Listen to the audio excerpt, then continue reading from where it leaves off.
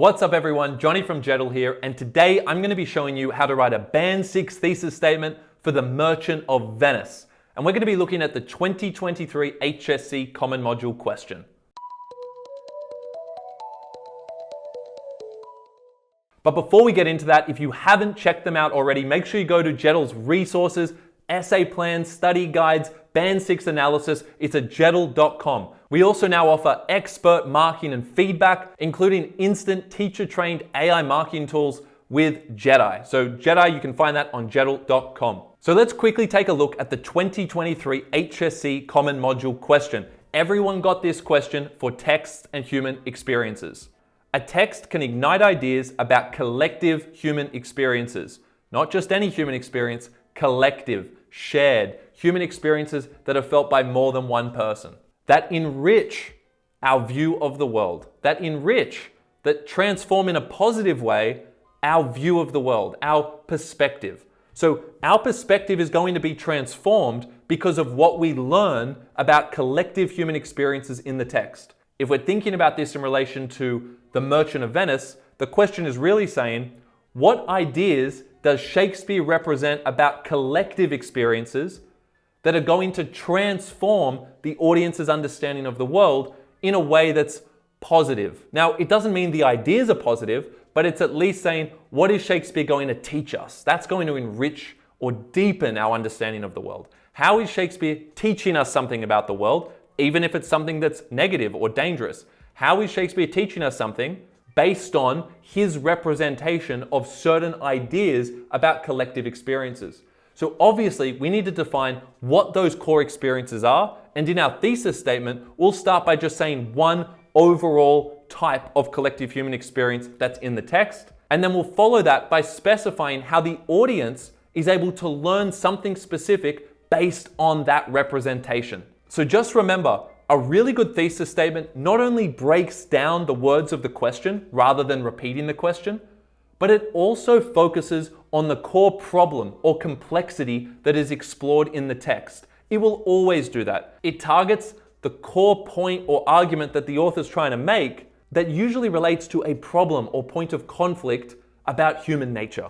So keep that in mind. If you're ever stuck, think, how can I express a problem that's explored in the text in terms of a collective experience? So let me think of a problematic collective human experience in the text. Maybe it's one of prejudice. Okay, I'm going to talk about prejudicial experience or cultural prejudice. That experience of cultural prejudice between different groups, that's a collective experience. And I'm going to talk about how that enriches our view of the world. It enriches the audience's understanding of the world by demonstrating that having those cultural prejudices and acting on them actually only encourages self-serving behavior. It causes people to be bitter, to be vengeful. Think about Shylock. He becomes the villain that he's treated as, right? He's a victim in a sense, but then he becomes that villain. He doesn't actually want to work with the people who are demonizing him.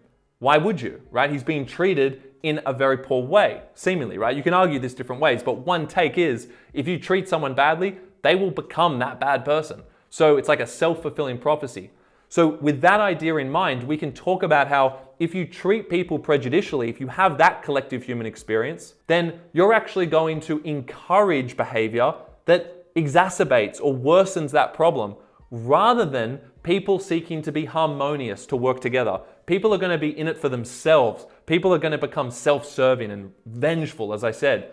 They're not going to want to become harmonious. They're not going to want to collaborate with others because they don't feel a sense of peace. And then no one can be happy. That's the problem in the Merchant of Venice, that no one ultimately is happy because they live in a divisive world. It's divided and it's oppressive for people. People can't be themselves based on racial identity, gender. They feel like they have to self-fashion a new identity so that they can actually exercise some power. So they're in this power struggle rather than seeking peace. So let's have a look at a Band 6 thesis statement in response to this question. Hey everyone, it's Johnny from Jettle, and if you want to check out state rank examples, Band 6 analysis, step-by-step guides to constructing the perfect essays, craft of writing pieces, whatever it is that you need for your English exams, then go to Jettle.com. We've put everything in one place for you so that you don't need to look any further to get everything you need to succeed in your exams. And if you want to submit a draft and get expert marking, or you want to use our marking tools to get specific suggestions on how you can improve your essays, your creative writing pieces, anytime, anywhere, make sure you sign up to Jedi. It's less than $10 per week. Through its subversion of the comedic genre, so we open with something about the genre there, because that makes us a little bit more sophisticated. We're talking about the construction of the text, the form.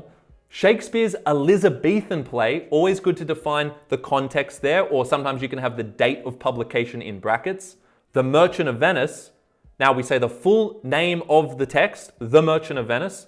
Then in brackets, we say merchant because we're signaling to the marker that we are now going to refer to the text as merchant, not the Merchant of Venice, because that takes too much time to write. So this is just a formality. That's how you can introduce it. Save some time later on as well. Now, Shakespeare's play exposes, this is where it's key, the divisive collective human experience of prejudice. Let's pause there. Shakespeare exposes the divisive collective human experience. So we've done two things there. We've included the actual key terms of the question. We're saying collective human experience to show the marker that we're engaging directly with the question. You need to do that straight away. And then we also add an adjective before it. We say the type. We've asked ourselves, what type of collective human experience is this? And we know it's a divisive one, but you could use any adjective there to suit your understanding of the play and to suit the structure and argument that you had prepared in a draft. You fill the gaps with what's most convenient to you and what actually works with the question. So even though you have to rephrase things in an exam, you don't have to write everything from scratch. You just wouldn't have time to do that. Instead of writing something from scratch, what you're doing is you're rewriting the existing sentence that you wanted to write, but you're focusing on the new key terms of the question. So you're saying the same idea fundamentally, same argument, same points, but you're saying it with different words, with different phrasing, so that you can include and emphasize the new key terms of the question on the day. So Shakespeare exposes the divisive adjective, collective human experience of prejudice. And the key word there is of. It's a human experience of prejudice. Now we could do a little bit more with that, but for the purpose of this example, I think that shows enough. You can have an adjective before the key term, divisive, collective human experience of prejudice. Use the word of and then fill the gap with something relevant, a relevant experience here. Well, we're talking about an experience of prejudice, discrimination, whatever you like there. You could add a lot more specificity. But here that's enough because we're going to expand on it further in the subsequent part. So we say that Shakespeare exposes the divisive collective human experience of prejudice to enrich. Make sure you use the verbs that are in the question, like enrich. Don't use reveal when the question has used a specific verb. Use that one because that shows the marker you're engaging with the question as well. Use it wherever you can.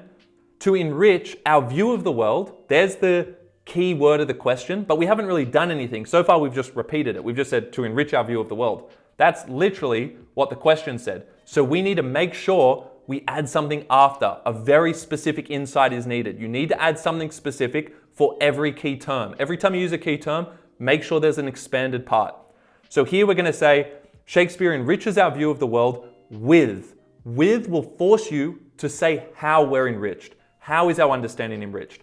Ask yourself the right questions and you'll be forced to provide a specific answer. So how are we enriched? Well, our view of the world is enriched with an awareness of cultural assumptions that promote self-serving motivations rather than cultural harmony. So that's where the Band 6 value is really coming from. We've provided a very specific idea here about how people are going to be self-serving rather than looking for harmony if they experience a collective experience of prejudice. So we've made a very precise point here. It's based on what we had in our draft. It's based on our understanding of the text, but it's clearly expanding and answering the question. It's expanding on those key terms. So that's what you need to make sure you're doing. Use the material you've prepared to fill in the gaps. In this case, the gaps are the orange parts.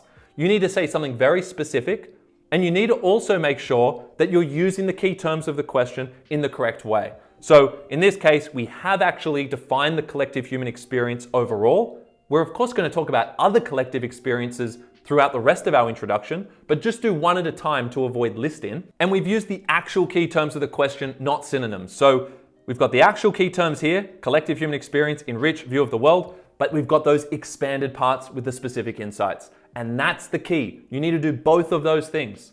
So capture that core complexity in your thesis statement and then go on to make the arguments that you always wanted to make, but you're rewording things. You're looking for where you can rephrase so that the new key terms of the question become the focus. So don't feel like you need to change everything. You just need to change some things to change that focus, but you still want to make the same points and preserve your original essay structure.